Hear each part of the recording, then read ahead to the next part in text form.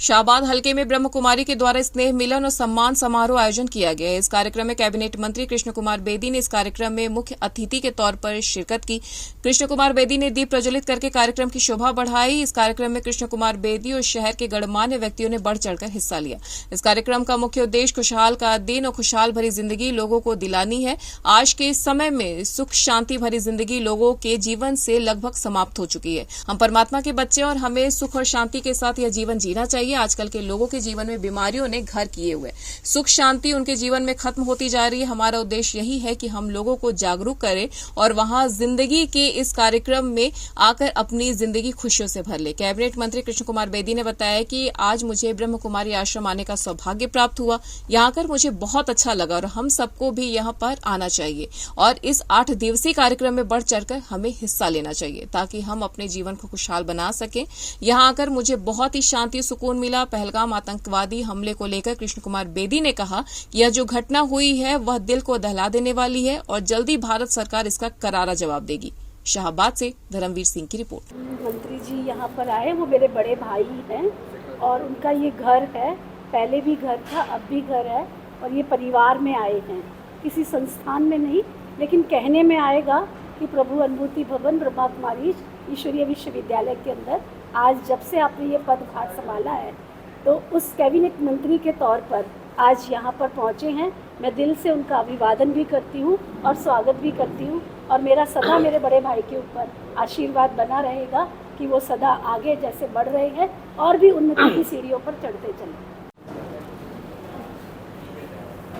ब्रह्म कुमारी विश्वविद्यालय शाहबाद मारकंडा के इस प्रांगण में 7 दिवसीय सेवा प्रभाग, समाज सेवा प्रभाग को लेकर एक हमारा प्रातःकालीन कार्यक्रम चल रहा है। आज छठे दिन, 7वां दिन, आज 7वें दिन मुझे भी यहाँ पहुँचने का अवसर मिला।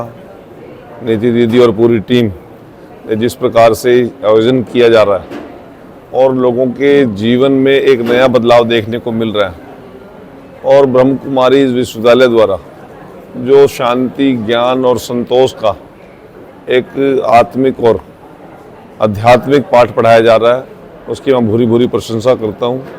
और यहाँ आकर मुझे भी अपार स्नेह और सुख शांति मिलती है क्योंकि मैं बहुत समय से इस स्थान से जुड़ा हुआ हूँ और मेरे सभी से आत्मिक और पारिवारिक संबंध है और आज अपने परिवार के बीच में आकर मन को बड़ा संतोष भी मिला और इस भव्य कार्यक्रम में शरीक होने का अवसर भी मिला। ऐसी घटनाएं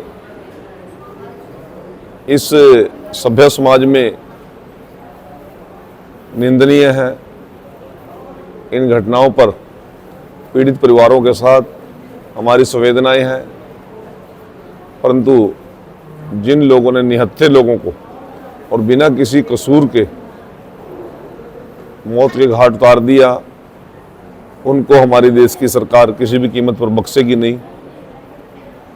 परंतु जो बेशकीमती जानें चली गई